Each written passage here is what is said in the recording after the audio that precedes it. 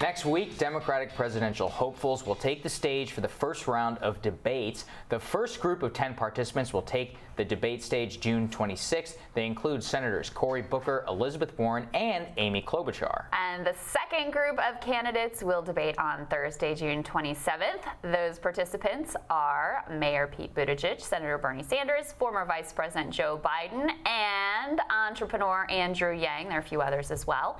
In an interview with CNN, Yang said his goal is to stand out in the debates while letting voters get to know him. And Andrew Yang joins us now to talk about how he is preparing for the debate stage and give us an update on what is going on with his campaign.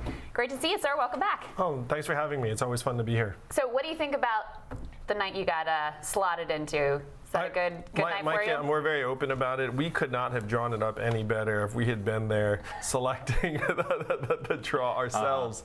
So we're with Joe Biden, Bernie Sanders, Kamala, Pete Buttigieg. It's going to obviously be the much more viewed night. And yeah, NBC it's all the even top contenders except for Elizabeth Warren, basically.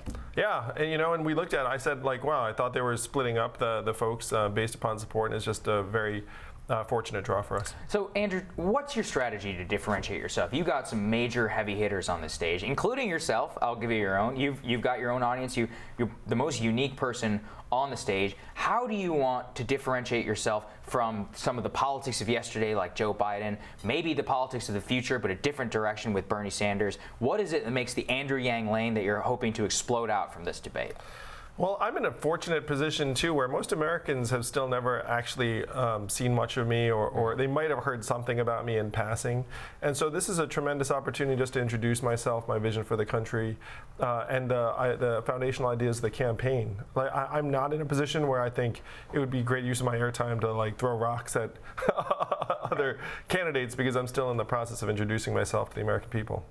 So how have you been going about preparing? What are you? Take us behind the scenes. So what happens is I have 9 staffers who then emulate the other. I'm kidding. We don't do that. No debate prep. Who's playing Joe Biden? Yeah. It actually would be. So one of the jokes we have on the campaign trail is that we've seen each other speak. So the joke is that we could give each other speeches. So I feel like I could do a fair imitation of at least some of the other 9. Would you like to do that for us right now? I really should not, because it would just come across as,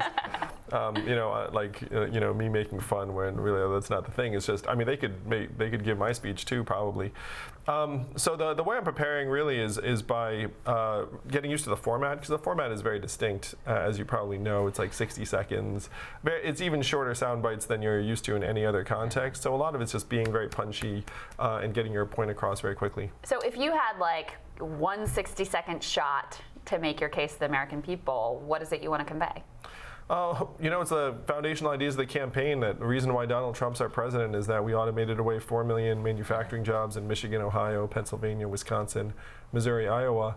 And we're about to do the same thing to millions of retail jobs, call center jobs, fast food jobs, truck driving jobs, and on through the economy. We're in the midst of the greatest transformation in the history of our country, the 4th Industrial Revolution. That's what Donald Trump is a manifestation of, and that's why I'm running for president, to try and solve for that. Well, this is something I'm glad that you brought up, and it's always something I've been fascinated by with you, is that there is an obsession with automation. And I agree, automation is responsible for part of the jobs. But we've had many economists, including on this show, who've come on and said that actually it's a trade policy, that NAFTA and TPP are just as responsible as automation for the ending of those jobs, or the exiting of those jobs in the Midwestern region. Where do you fall down on trade? Would you keep the United States in a USMCA, and would you pursue a new TPP? Or does protectionist policy also fit into the UBI that Andrew Yang is proposing? Well, the difficulty with this trade policy is that if you ratchet up tariffs, it's unlikely to resuscitate manufacturing work in the U.S. Just we're at a point now in the global economy where it's not like those jobs are going to migrate back and forth very, very quickly based upon pricing. So trade has had a role, though the data I've shown has said that automation is actually a much more powerful force. 80% of the job loss has been due to automation.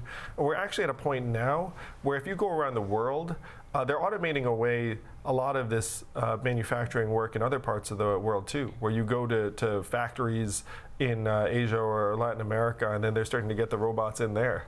So this is something that is inevitable, and we have to own the fact that that this is not something that you can just tweak the dials on, but you actually have to take an evolutionary Why is it step. inevitable? Why can't the government just say no self-driving cars? This is something Tucker Carlson has proposed. Just no, we're not going to have it. No truck drivers are going to keep their jobs because we're not going to allow it. Yeah, and that is in some ways the dangerous time we're in. But if you tried to check it, and let's say you outlawed self-driving cars and trucks, then would you also outlaw the movement of retail online, or Amazon Go, where you go in and there are no cashiers? It's very, very hard to stop it all. I would argue it's impossible to stop it all. So then you're at a point where you have different interest groups who are jockeying for political protection, and if you have a powerful lobby, let's say you're the medical lobby and you say no AI doctors, only human doctors, but then you have a powerless lobby like cashiers, where it's like, hey, no one cares about us. So that's the predicament that we're in as a country, and we do not want to devolve to the political protectionist game. And cashiers, by the way, that's one of the most common jobs in the country. I believe it's in the top 3. Yeah, the average retail worker is a 39-year-old woman making $9 to $10 an hour. Right. What does the Andrew Yang immigration policy look like? Because if you're creating, $1,000 for every citizen, how do you make that work if you have also permissive immigration policy that brings in a lot of new people? Well, I'm the son of immigrants. I know that immigrants make our country more dynamic, both economically and culturally, but I'm for a long-term path to citizenship for people who are here. And the goal would be to make it so that there's obviously a very significant incentive to become a citizen, but we have to create a path. What about future immigration policy? Yeah, what's here is here. That is its own political drama. Yeah. We're talking about, we let 1.1 million people in this country legally per year. Does that stand in a Yang administration, given the fact that you're doling out $1,000 per person? Well, I think we need to shift the way we're structuring our immigration policy to be more in line with some of the other countries out there. So one example I have is that we should be stapling a green card to the diploma of any international student who graduates from a U.S. university, because it makes no sense to educate people from other countries and then send them away to compete against us. And so there are things we can do, like the H-1B visa program. Right now it's structured as if it's a zero-sum game, where if I hire a talented foreigner, I'm going to hire one fewer American, which is really not the way this hiring works. Like, I know the people on both sides of that, on the hiring and the hirees, so to speak. And the truth is that these companies want to hire this body of people, and they'll do so either here or in another country. Well, here's another thing I want to get into with you, which is you had a tweet on the U.S.-China trade war and Huawei. You said the U.S.-China trade war will have profound implications. It's a massive setback for Chinese providers like Huawei in the short term. But if they succeed in building software independent of Google, they will have a different ecosystem. You add, interdependence decreases the likelihood of conflict. After you force Chinese company to adjust and adapt, you have a more limited toolkit in terms of the carrots and the sticks. This has been the foundational ideology behind giving China most favored nation status in the U.S. Congress, letting them in the WTO. Ultimately, what China does is they use the interdependence to just break the rules and advance their own agenda, while everybody else maintains the rules, and the Chinese come out on top. So how do you plan on making sure that the United States can stay safe from Chinese penetration of our technology infrastructure? I know you proposed a national 5G plan, but if Huawei is here and they have access to this technology, even a limited penetration is still a security problem. Well, that was the reasoning behind the blocking of Huawei from the 5G rollout and this tech trade war that we're in the midst of. And you notice in my statements, I don't make a statement saying like, hey, this was the wrong move. What I'm saying is that, look, if this is a genuine security threat, shutting the door on Huawei and forcing them to now invest in their own software as an alternative to Google will have incredibly profound implications. It's not something you would ever do lightly, because if you get to a point where they have their own independent software infrastructure and hardware infrastructure, and then we have our own, then you end up with in many ways, like a very difficult situation globally, because people have to choose one or the other. And I'm suggesting like that might be a more difficult situation for us than a world where Google software is pervasive globally. But does Google get to do business with the Chinese military and the Chinese government in the Yang administration? Well, one of the things that we have to examine is really the costs and benefits and how serious the threats are from Chinese access to certain pieces of software or information. But the thing I would suggest is that one trap I want us to avoid is thinking that if another country is rising, then we're somehow falling or suffering. That's a zero-sum game mentality that will lead inevitably to greater friction, a Cold War, and potentially even worse. So how do you view the China threat? Or is it a threat? Well, so there are aspects of Chinese behavior that are deeply problematic. Their piracy of intellectual property, and as you're suggesting, some of the times they have taken advantage of frameworks to their own benefit, and we haven't had some of the same benefits. But China is in the midst of an historic increase in prosperity, and that is not something that America should be threatened by at all. On the debate piece, so obviously your second night of this debate, the DNC has upped the criteria for the round of debates in September? Yeah. How are you doing on meeting those goals? They've doubled the amount of contributions and the amount that you have to get to in the polls. Are you there yet? Are you close to there? Oh, we're right there, Crystal. I'm happy to say we're at 122,500 donors right now, and the threshold to make the September debate is 130,000. I have a feeling we're going to get there, even before the June debate. And we need to be polling at 2% in 4 polls. I'm at 3% in South Carolina, 2% in Nevada, 2% nationwide, according to Fox.